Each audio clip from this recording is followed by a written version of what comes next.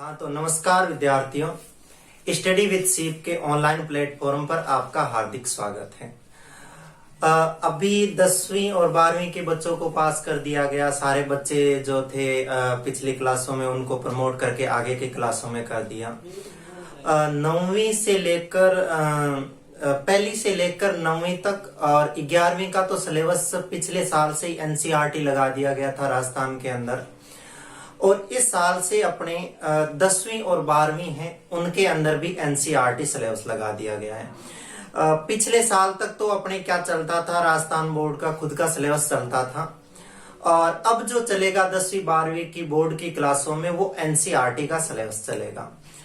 तो एनसीईआरटी का सिलेबस चलेगा तो मैंने कक्षा 10 का साइंस का जो सिलेबस है वो आपके सामने लिख रखा है कि 10वीं में हालांकि सिलेबस अपना ये जो एनसीईआरटी का है आज से 4 साल पहले ये सिलेबस चलता था, ये सेम ही एनसीईआरटी सिलेबस था, वो सेम का सेम सिलेबस है। इसके बाद में राजस्थान बोर्ड ने आरबीएसई का सिलेबस लगा दिया था खुद का। उसके बाद में अब वापस एनसीईआरटी का सिलेबस लगाया। ये एनसीईआरटी पढ़ने में और समझने में एकदम आसान है। आसान भाषा में किताबें छपी हुई है, आसान भाषा के अंदर उसमें प्रायोगिक रूप से भी अलग से चीजें समझा रखी है। हर एक चीज को एकदम अच्छे से समझा रखे हैं कि अपन अगर खुद भी उस किताब को पढ़ें तो अपन उसको समझ सकते हैं।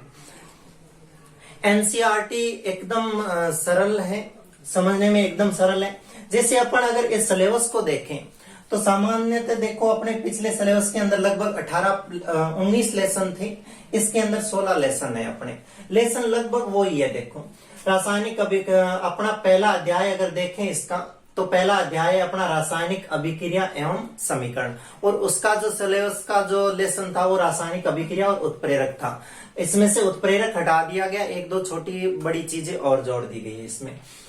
ये अम्ल क्षार और लवण था अपने सिलेबस में, ये अम्ल क्षार लवण पढ़ा। ये नया जुड़ गया तीसरा अध्याय धातु एवं अधातु, उसके अंदर इतना नहीं था अपने धातु और अधातु। कार्बन और उसके यौगिक अपने सिलेबस के अंदर था, वो चौथा पार्ट है अपना कार्बन और उसके यौगिक। 5वां अध्याय है तत्वों का आवर्त वर्गीकरण। ये जो 5 अध्याय है 1 से लेकर 5 तक के जो अध्याय है ये अपने रसायन विज्ञान के अध्याय हैं। इसको बोलते हैं रसायन विज्ञान, इंग्लिश में बोले तो केमिस्ट्री। ये केमिस्ट्री के हैं 5 अध्याय है, रसायन विज्ञान के हैं, जिसके अंदर विभिन्न प्रकार की रिएक्शंस होगी, आवर्त सारणियां होगी, उन सारों को अपन पढ़ेंगे। इसके बाद में आगे छठा लेसन देखे तो छठा लेसन है अपना कौन सा, जैव प्रक्रम। 7वां है नियंत्रण एवं समन्वय। 8वां है जीव जनन कैसे करते हैं, और 9वां है आनुवांशिकता एवं जैव विविधता। ये जो आगे के 4 पाठ हैं, ये 4 पाठ जीव विज्ञान पर आधारित है, बायोलॉजी के पाठ है जीव विज्ञान के। अगर पिछले सिलेबस को देखा जाए, आरबीएसई के सिलेबस को देखा जाए और इस सिलेबस को देखा जाए तो ये उन पाठों से थोड़ा सा हटके हैं, अलग पाठ है। उसके अंदर अलग पार्ट थे, अलग लेसन थे, अलग टॉपिक थे, और इसके अंदर ये अलग ही थोड़ा सा मैटर है। तो ये समझने में आसान है, ये आगे काम आने वाली चीजें हैं अपने। इसके बाद में आगे चलें तो देखो 10वां जो अध्याय है अपना है प्रकाश का परावर्तन तथा अपवर्तन। ये प्रकाश का परावर्तन और अपवर्तन अपने पिछले सिलेबस के अंदर भी था, इसके अंदर भी है। मानव नेत्र तथा रंग बिरंगा संसार, ये अलग से एक पार्ट है। मानव नेत्र है पूरा, और रंग बिरंगा संसार, नेत्र क्योंकि नेत्र से देखते हैं इस रंग बिरंगे संसार को, तो ये मानव नेत्र पर आधारित ये पूरा लेसन है। अगला जो लेसन है 12वां वो विद्युत का है पूरा का पूरा, और 13वां जो है विद्युत धारा के चुंबकीय प्रभाव पर आधारित लेसन है। तो ये जो लेसन है अपने कौन से, प्रकाश का परावर्तन, अपवर्तन, मानव नेत्र, रंग बिरंगा संसार, विद्युत और विद्युत धारा के चुंबकीय प्रभाव, ये जो अध्याय है ये अपने किससे संबंधित हैं, ये अपने भौतिक विज्ञान से संबंधित लेसन है। ये भौतिक विज्ञान के फिजिक्स के अध्याय है, 4 अध्याय जो है। इसके बाद में देखो ऊर्जा के स्रोत, 14वां जो अध्याय है वो है अपना ऊर्जा के स्रोत। 15वां जो अध्याय है वो है हमारा पर्यावरण, और 16वां जो अध्याय है वो प्राकृतिक संसाधनों का संप्रेषित प्रबंधन। ये जो अध्याय ये सामान्य विज्ञान के अध्याय हैं। 3 जो अध्याय है अपने 14वां, 15वां और 16वां। तो इस हिसाब से अपने इस सिलेबस के अंदर 1 से लेकर 16 अध्याय हैं। इन अध्यायों को अपन क्रमवार एकदम विस्तार से पढ़ेंगे, एक एक चीज पढ़ेंगे, एक एक इसका क्वेश्चन अपन यूट्यूब के माध्यम से पढ़ेंगे। अभी ऑनलाइन क्लासेस शुरू हो रही है, जब ऑफलाइन क्लासेस शुरू हो जाएगी तो ऑफलाइन क्लासों में भी क्लासेस लगनी शुरू हो जाएगी। परंतु अभी ऑफलाइन लगे क्लासेस या ना लगे तो भी ये जो पूरा सिलेबस है ये एक एक पार्ट वाइज और उनके प्रश्न उत्तर सहित पूरा आपको यूट्यूब पर मिलेगा। सारा का सारा सिलेबस क्रम से चढ़ा दिया जाएगा। तो अपन क्या करते हैं, ये सिलेबस है अपना, क्योंकि मैंने ये क्लास अलग से ही एक सिलेबस के लिए ही बनाई है।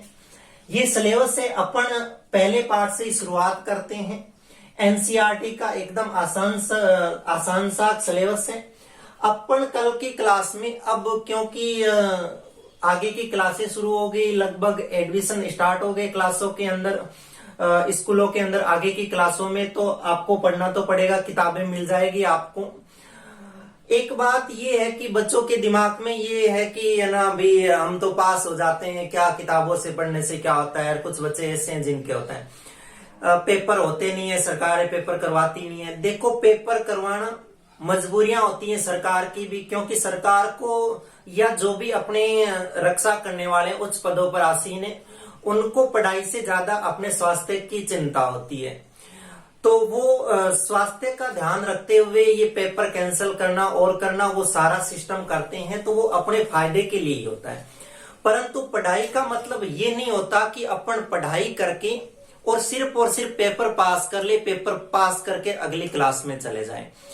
अपन ने उस क्लास के अंदर क्या सीखा, कितना सीखा, वो काम आता है, ज्ञान काम आता है अपने। ये नहीं कि अपने पेपर काम आते हैं। पेपर में मान लो, किसी पेपर में मान लो बाहर ना, जिस दिन मान लो विज्ञान का पेपर देने गए अपन, उस दिन मौसम खराब था, परीक्षा सेंटर पर अपन समय पर पहुंचे नहीं, तो अपने दिमाग में कुछ गड़बड़ हो गई, जो चीजें याद थी वो आई नहीं तनाव की वजह से। तो बहुत से कारण होते हैं कि अपने है ना उस वजह से उस विषय के अंदर या किसी में ना नंबर कम आ जाते हैं। तो अपन ये सोच लेते कि ये विषय अपना कमजोर है। कमजोर नहीं होता, कमजोर उसमें नंबर कम आने से वो विषय कमजोर थोड़ी हो जाता है। अपने अंदर उस विषय के प्रति ज्ञान कितना है वो अपने काम में आता है। तो आपको पढ़ाई करनी है, चाहे वो ऑफलाइन करे, चाहे ऑनलाइन करे, कैसे ही करे, चाहे घर पे बैठ के खुद किताबों से पढ़े, ज्ञान अपने काम आता है। ये डिग्रियां तो क्योंकि आगे जाके अगर अपने को सरकारी नौकरी करनी है या कोई प्राइवेट नौकरी करनी है या खुद का बिजनेस करना है, तो ये मार्कशीटें सिर्फ कागजात के रूप में, ये प्रूफ के रूप में काम आने वाली है। किसी भी नौकरी में जाएंगे तो उनका अपना सिलेबस होगा और आपके पास में कितना ज्ञान है उसके आधार पर उनकी परीक्षा होगी। वो आप परीक्षा पास करोगे तो आप वो पद पाओगे, नहीं तो आप चाहे डिग्री में आपके पास में 100 में से 100 नंबर हैं तो भी आपके वो सिलेक्शन नहीं हो पाएगा। तो अपने पास में ज्ञान कितना है उस विषय का, या अपन जो पढ़ रहे हैं कक्षाएं, उनका ज्ञान कितना है वो अपने काम में आता है। तो आप पेपर की चिंता ना करें, क्योंकि ये अभी तो लगभग ना अपनी ये जो बीमारी है ये लगभग खत्म है। तो हो सके अपनी स्कूलें जल्दी खुल जाएं और जल्दी अपनी ऑफलाइन भी पढ़ाई शुरू हो जाए। अभी एक बार जितने भी विद्यार्थी इन क्लासों को देख रहे हैं वो अच्छे से एक अलग ही रूम में बैठ जाए, कानों में ईयरफोन लगा ले, हाथ में कॉपी और पेन लेके बैठे। जो चीजें आपको लिखाई जा रही है और जो चीजें हम बोल रहे हैं वो सारी की सारी आप उसमें नोट करते जाए कॉपी में, और उनको बार बार आप पढ़ते जाए। पेपर में चाहे ऑफलाइन पढ़े ऑनलाइन पढ़े, सिलेबस ये आना, पेपर में प्रश्न इन्हीं से यहीं से बनने। तो आप अपना एक अच्छे से नोट्स बनाओ, जो आप जब ऑफलाइन क्लासों में जाओगे तो आपके वो नोट्स काम आएंगे। और इस हिसाब से लगातार आप अभी पढ़ाई शुरू कर दीजिए, क्योंकि घर पे बैठे रहने से, खाली टाइम खराब करने से कुछ नहीं होता। ज्ञान चलता रहना चाहिए, पढ़ाई चलती रहनी चाहिए। अगर पढ़ाई को छोड़ देते हैं थोड़े से समय के लिए तो वो क्या करते हैं, अपन धीरे धीरे पीछे की चीजें भूल जाते हैं। और भूलना मानव की प्रवृत्ति है, चीजें भूलनी भी चाहिए। तो आप इनको वापस पढ़ाई शुरू कर दीजिए।